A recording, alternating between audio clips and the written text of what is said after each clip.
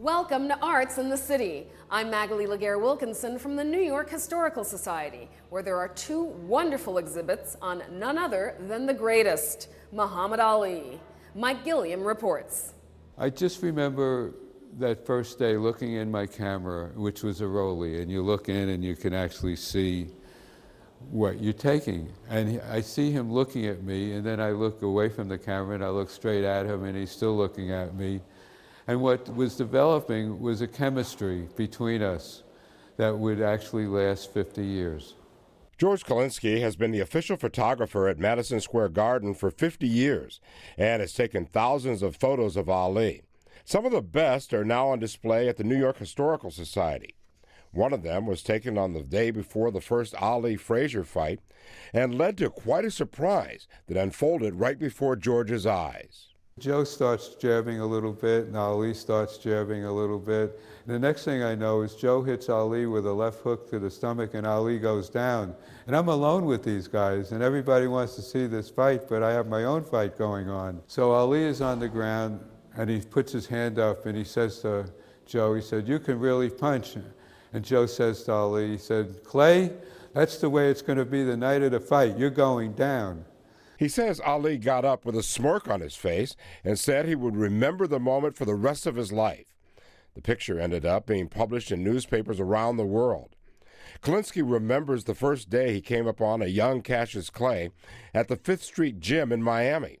He talked his way inside, leading to his huge collection of more than 5,000 photographs. For me, this exhibit shows a man's life over 50 years. I started my career 50 years ago with Muhammad Ali, and what I continue to do through the years is to capture Muhammad Ali doing all sorts of things that he does in life, and what his effect is and what his influence is on people, on the world. Marilyn Kushner is the exhibit's curator. I want the takeaway to be the whole persona of Muhammad Ali.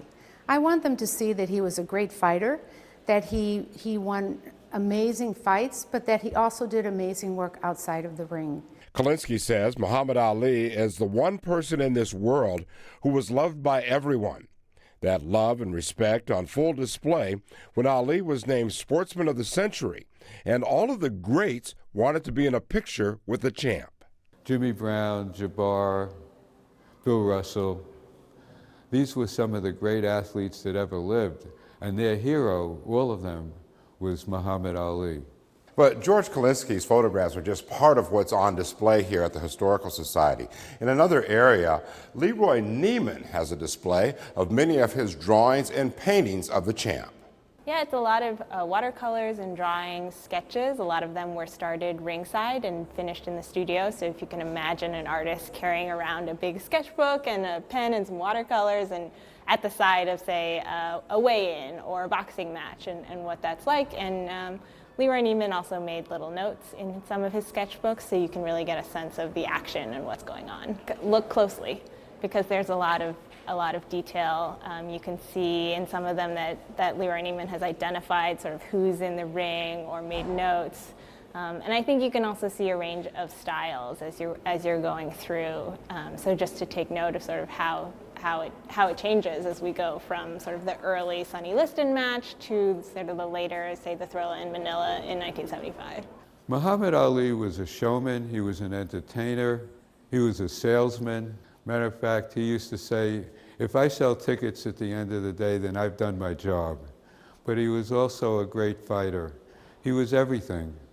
And what this exhibit shows is the journey that I've had with Muhammad over the last 50 years, photographed here. And it shows who he is and what he tried to be and what he accomplished.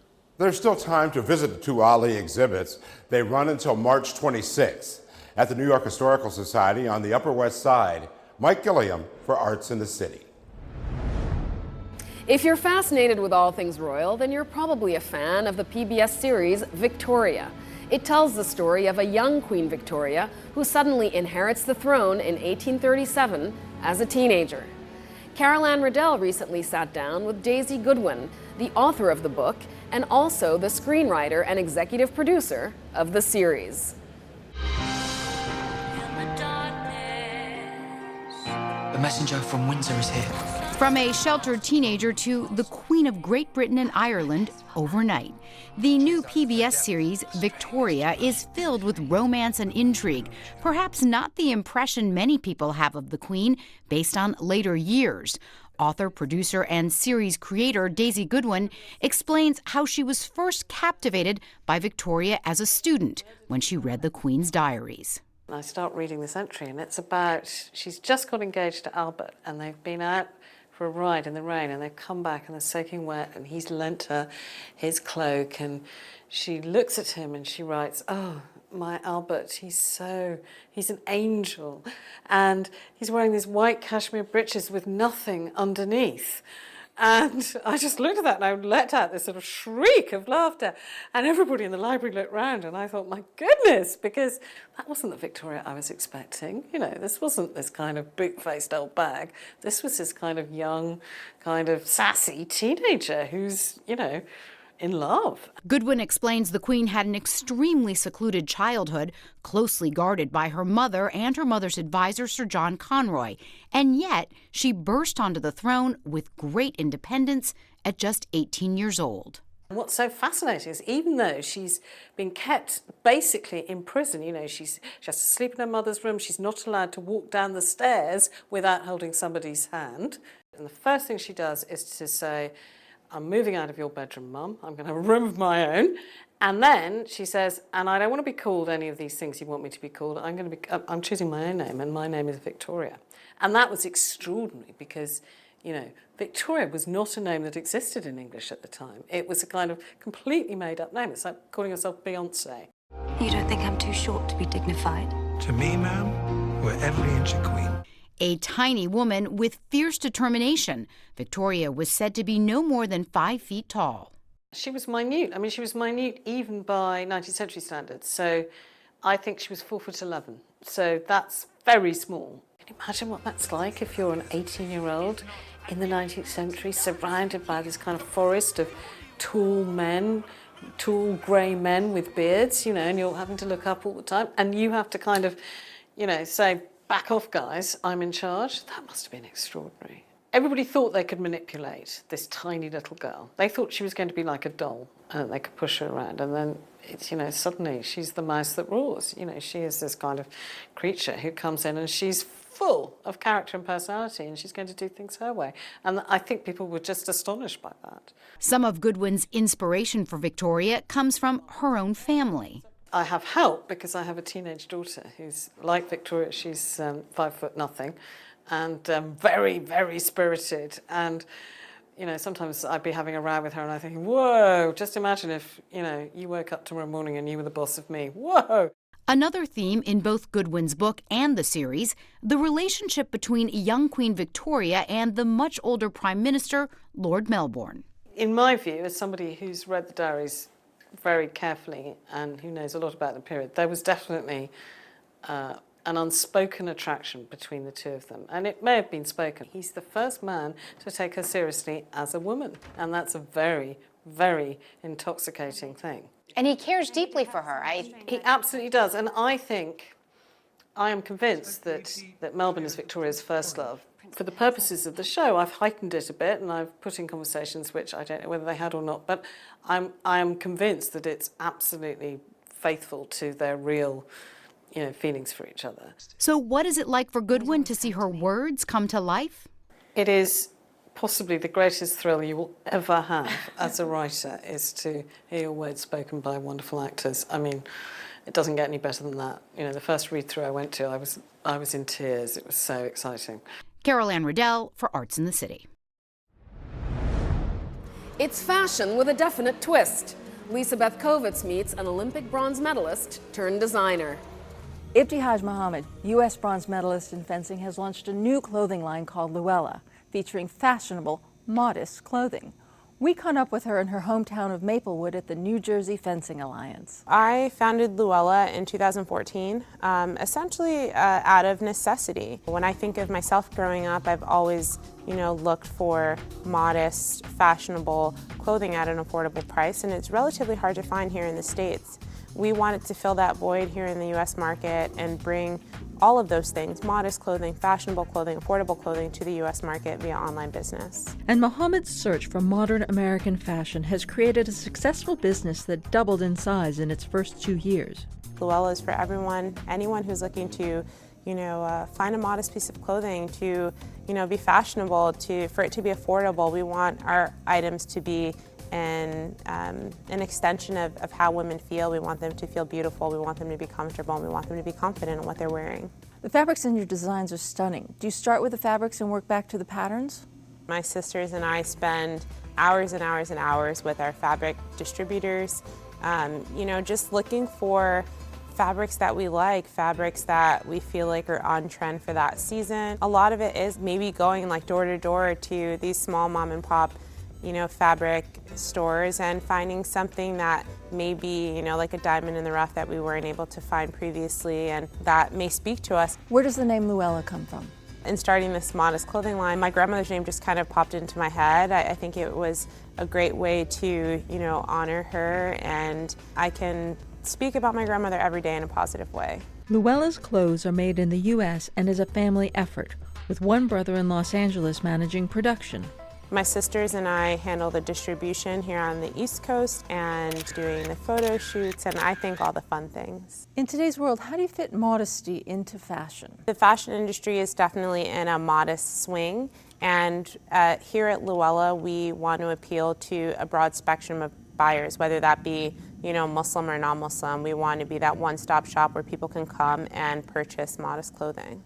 Fencing is such an intense and disciplined sport. How did those things affect your life as a businesswoman? Being an athlete teaches you time management, it teaches you, really strong work ethic, and it easily translates into being a small business owner. I think that that's one of the reasons for Luella's success in such a short amount of time is, really being able to work hard in order to see the business grow. Sports careers end early, and Mohammed's business instincts are on target for the next phase. I wanted something in place before I retired from sport. I know a lot of athletes struggle with finding their place in the world after sport, and that was something that I wanted, in place before I retired. Mohammed also serves the U.S. State Department as a sports ambassador. In 2012, former Secretary Clinton started the Empowering Women and Girls Through Sports initiative. And essentially, as a sports ambassador, I travel to different countries and also here in the United States to speak about my story as a minority member of Team USA and also about the importance of sport. Sport has really changed the direction of my life for the better. And I know that in having our women and girls around the world involved in sport for a longer period of time, especially starting at an earlier age, I know that it can change the direction of their lives for the better.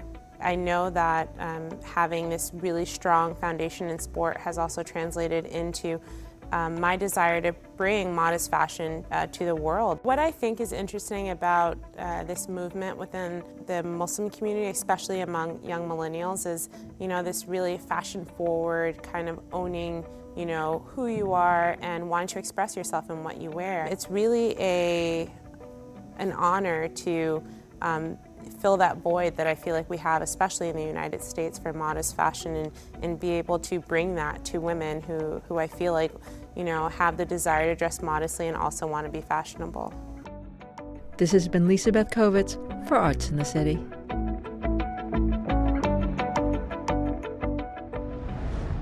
These days, New York City is going Gaga over Gaga, but not the lady, rather a dance movement from Israel that's spreading around the world. Its creator is Ohad Naharin, the artistic director of the Batsheva Dance Company. Tinabeth Piña has the story. It's about the sense of discovery and going beyond our familiar limits on a daily basis. Ohad Naharin calls Gaga a movement language, which helps dancers develop knowledge and self-awareness about their bodies. It's a way for them to create a toolbox to expand their boundaries and joy for dancing. Ballet, contemporary, and modern dancers are clamoring to take classes around the world. Ohad was in town recently for Batsheva's performances at Brooklyn Academy of Music and the premiere of the documentary aptly called Mr. Gaga.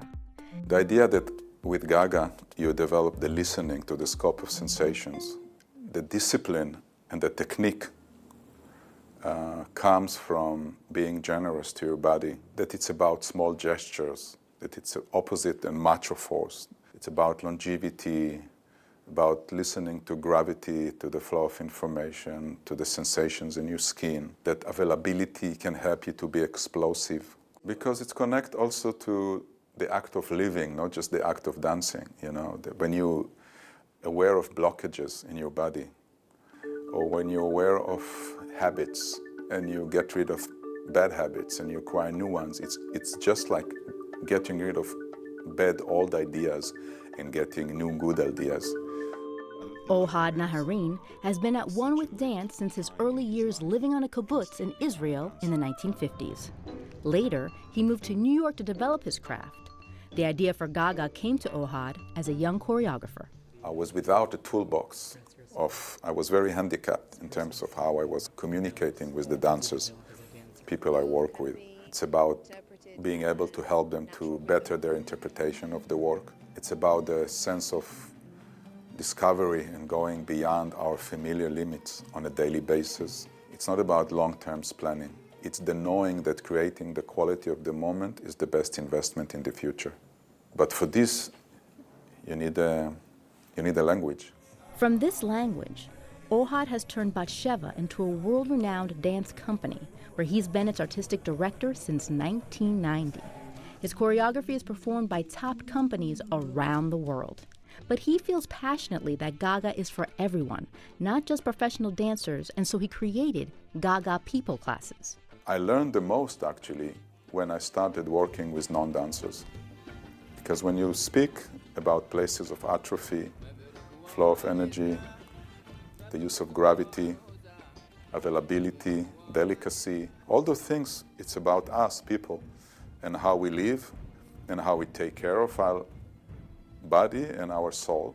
Taking care of our body and soul sounds like something many stressed-out New Yorkers of all ages can use. In fact, there are regular Gaga dance and Gaga People classes in the city at Mark Morris Dance Studios in Brooklyn and Gibney Dance Studio in Manhattan. Gaga is also part of the dance curriculum at Hunter College and Juilliard, where Ohad studied as a young dancer. Many times when I teach my dancers Gaga, it's in the beginning of a full working day, where the research that is done in the studio is also to prepare them for rehearsals, for performances, but also for life. This is Tinabeth Piña for Arts in the City. If you want to learn more about the documentary Mr. Gaga, go to MrGagaTheFilm.com. Are you fed up with selfie-taking, self-absorbed celebrities who are famous for just being famous? Well, Barry Mitchell recently met up with a group of young, talented performers who are truly the heart of show business. I've got rhythm, I've got music, I've got my band, who can ask for anything more? Jackie Vanderbeck DeSalvo is a professional theater actress and singer, but her favorite reviews came from great-grandma Dee Dee when Jackie gave her private concerts at the assisted living care home. That inspired Jackie to create Sing for Your Seniors is a nonprofit organization that brings live musical performances into nursing homes, senior centers, and hospitals. Everything's up to date in Kansas City. They've gone about as far as they could go. As human beings, as our lifespans get longer and longer, you know, we owe it to this community to show our appreciation for what came before us. What better way to do it than, you know, through music?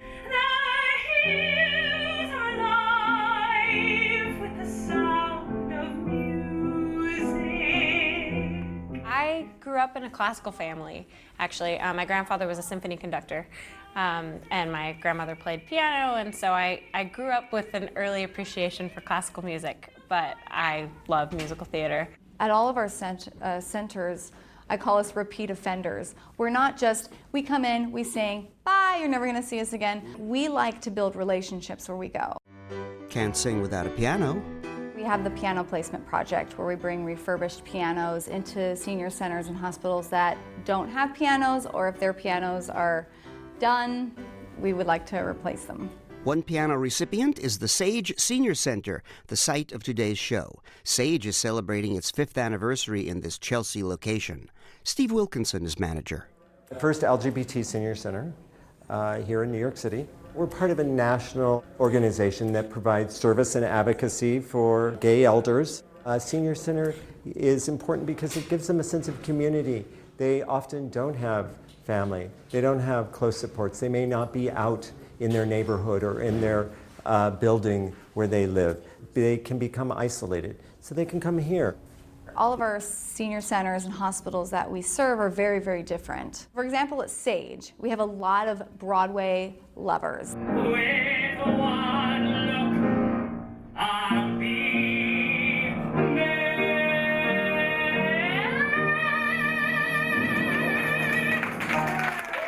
I did a show at Paper Mill Playhouse, which is in Jersey, and Jackie contacted the cast. So as a cast, we did a Sing for Your Seniors event. He's a queen, I'm a queen, where is our crown? Christine Rowan tried out some new material for a very receptive crowd.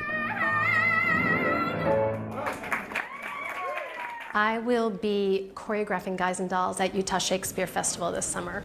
The goal of Sing for Your Seniors is making sure that the musical theater art form of storytelling gets to the people who might not get to go to it. And another program that we have, which is the Broadway sessions, is exactly that, taking casts from Broadway shows and bringing them into communities where people might not be able to afford to see the shows, or they're too sick to see the shows, or things like dementia make it impossible for them to really enjoy that format. So let's change the format, but let's make sure the art still gets to where it needs to be. Sing for Your Seniors. For more information or to donate, visit singforyourseniors.org.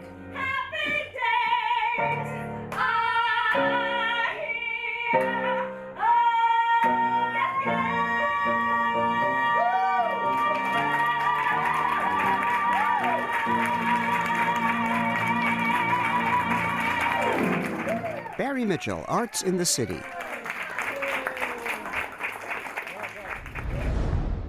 Whiskey has a rich history, with unique distillations of the spirit being made in at least 14 countries. In today's Hidden Gem, Andrew Falzon takes us to one on the Lower East Side, where all varieties of whiskey are the star of the show. In order to make the best spirits, there are 2 key ingredients, copper and oak. And if you are looking to learn about the best, there's a bar on the Lower East Side by the same name with a selection that's sure to please. It's this month's Hidden Gem on Arts in the City. When you can't really deal with a lot of space, you make do with what you have. Flavien Desaublin grew up in the farm country of France and has brought his lifelong passion for fine spirits to life with copper and oak. So we want people to really discover many types of brands, houses, estates, marks within a range. It's all about discovering. And to promote discovery, spirits are served by the ounce at Copper and Oak. With hundreds of different spirits on display, the opportunity to taste and explore is virtually endless. The bar gets its name from the 2 components crucial to a great whiskey. The drink comes to life in giant vats known as stills made from copper, as the metal has been found to remove impurities from taste, and then is set to rest and mature in barrels made of oak, where the spirit and wood intertwine to produce flavor and aroma. When it comes to whiskey, single malt Scotch whiskey, single grain whiskies, blended Scotch whiskies, and bourbons and ryes, we put an emphasis on those. While the spirit has a rich history dating back to the 2nd millennium BC, earliest references to modern whiskey come from Ireland in 1405 and Scotland in 1494. In colonial America, the drink was so valuable it was used as currency during the Revolution, and Washington himself owned a distillery. Steve Bashur oversees operation of a recreation of the distillery at Mount Vernon. Now, you'll notice the whiskey's clear, and that's how it would have been in the 18th century. They did not age whiskey in the 18th century. Aging American whiskey began in the 19th century. It's such an important part of the process that Jack Daniel's builds their own barrels to age whiskey, imparting unique color and flavor. The Daniels Distillery in Lynchburg, Tennessee is the oldest registered distillery in the United States. Jeff Arnett is only the 6th master distiller in the company's history. We have a lot of good people here. Many of them are second and third generation employees, so their parents and grandparents worked here. I think for a lot of people, they see it as more than just employment. They're kind of stewards of the brand. And among the large whiskey selection, there's a certain subset craved by the connoisseurs of the spirit, Japanese whiskey. We have just about 70 different whiskeys from Japan. That makes us quite unique in the East Coast and the U.S. altogether. Copper and Oak's extensive connections within the spirits industry help ensure a steady supply of high-end Japanese whiskeys. Some carry a high-end price tag at $168 per ounce, but more affordable tastes can be had in the range of $5 or $6 an ounce. And while knowledgeable staff can tell you all about whichever spirit you choose, it's clear what's at the core of the Copper and Oak experience. What is key is that bottle. The bottle is the star. It's not about him or her. It's really about the bottle. And we're just the vehicles for the understanding, for the appreciation of that spirit. I'm Andrew Falzon for Arts in the City. Always remember to enjoy yourself, but drink responsibly. That's our show for today. From the Ollie exhibit at the New York Historical Society, I'm Magali Laguerre-Wilkinson. For more information on our stories, go to CUNY.tv. We'll see you next time.